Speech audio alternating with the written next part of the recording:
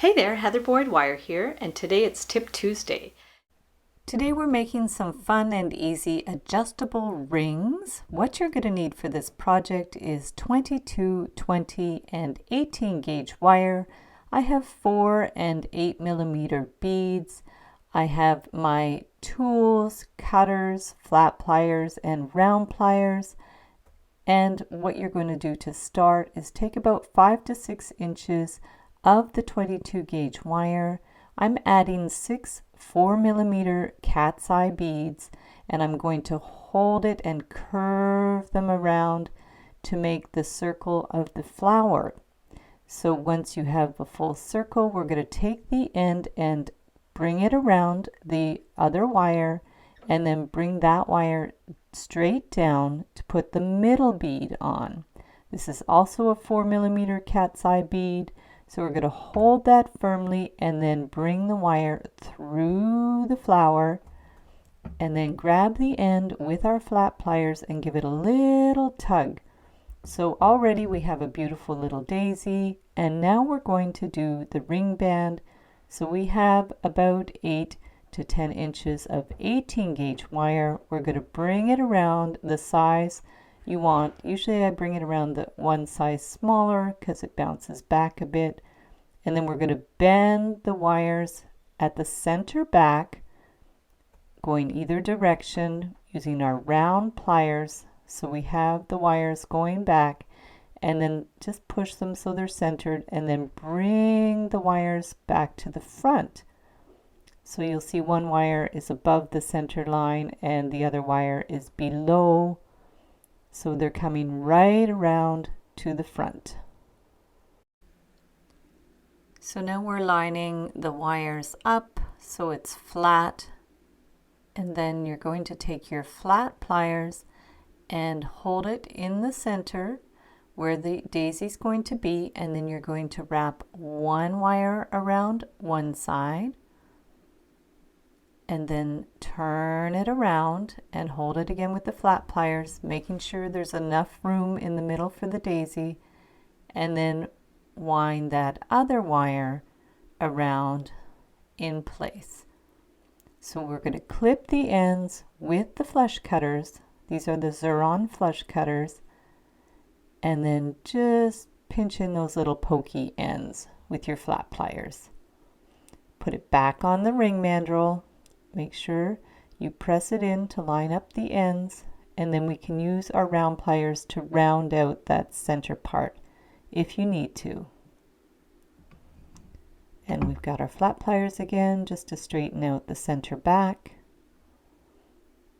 And then here's our daisy. We're going to bend the wires straight to the back at a right angle, and then we're going to place it on the ring, putting one wire above and one wire below, and then we're going to hold it firmly and wind that wire around.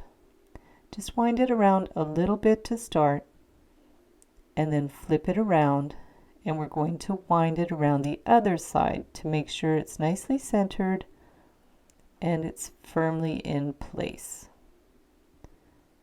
So just pull those snugly, and then get your flat pliers to really get a grip on the wire and wind it around a couple of times. We'll do the same on the other side. Take that end, hold it firmly, and wind it around a couple of times to your liking, and so it's nice and firmly in place. And then we'll cut the ends with the flush cutters. Just clip it nice and flush,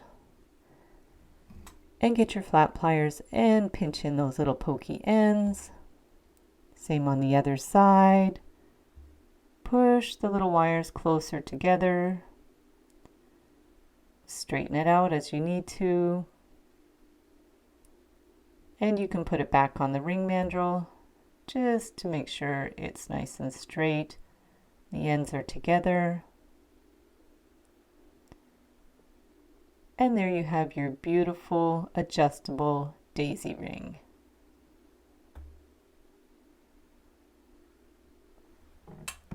Now for the second one, it's just a simple bead ring. We're going to start the same way we did before. Now the space in the middle might not be as large as it was for the flower, so we're just going to hold it in place with the flat pliers and bend the wires on either side. This is such a great basic design that you can add so many different things to this adjustable ring base. And now we're going to clip the ends. I just went around once on either side to keep it nice and clean and simple. And then we'll get our flat pliers to push those little ends in.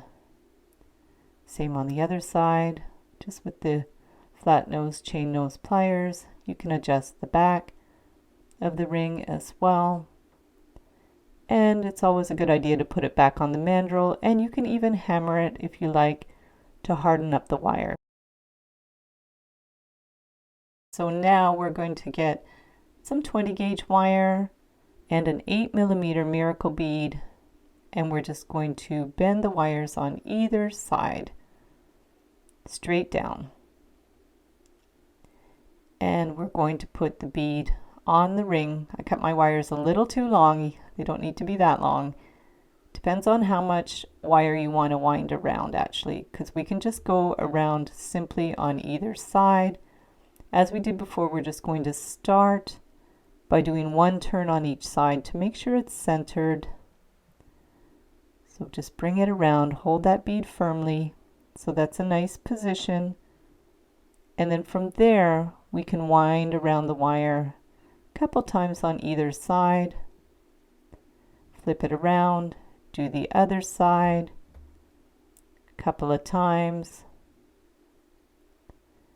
If you want, you can wind it around the base of the bead to make it more fancy.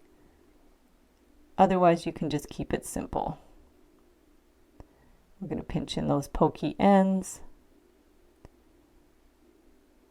Adjust the back to line up those ends. And there you have your super fun adjustable bead ring.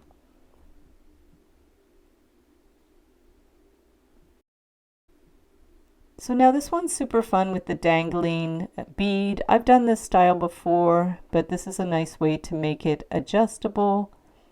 We're going to start the same way, just bringing it around the mandrel and then bending the ends of the wire back at the center back.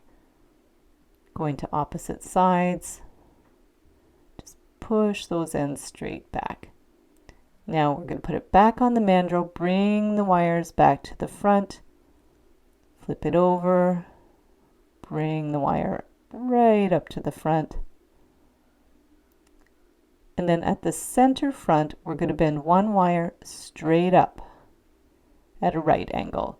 Put it back on the mandrel and then hold it firmly and bring the other end right around that vertical wire. Give it a good little tug. And then we're going to clip it with the flush cutters. Pinch in that little pokey end. And now we have this end, we're just going to bend at a bit of an angle. Cut it to about 3/8 to 1/2 inch with the flush cutters. And then get our round pliers and curve that end around. Just a simple loop. And you can straighten it out with your flat pliers. And now we're going to either take a head pin or you can make your own out of wires. So with 20 gauge wire, just do a teeny little loop on the end and then straighten out that wire. I'm going to use a cute little acrylic ladybug bead. I'll link those up in the description below. Clip it to about 3/8 to 1/2 inch. Hold it firmly. Take the wire back and around to make our centered loop over the bead. You can put charms on these rings. You can put anything dangling down. Pinch it shut. Push it in a little more if you need to. Adjust it. Flatten it out. Just use your flat nose pliers. And there you have your super funky dangling ladybug bead ring that's adjustable. So thanks so much for watching the video. Give it a big thumbs up if you liked it. Be sure to subscribe to my channel for lots more wire art and jewelry making videos. And if you'd like to share photos of your wire art and jewelry, be sure to join the Wire Makers Club on Facebook. And if you'd like to check out my work on Etsy, my husband and I specialize in custom wedding cake toppers and funky jewelry. I also have a mailing list, so if you'd like to sign up below, I'll send you my Wire Art Essentials ebook. So thanks again for watching, and we'll see you the next time.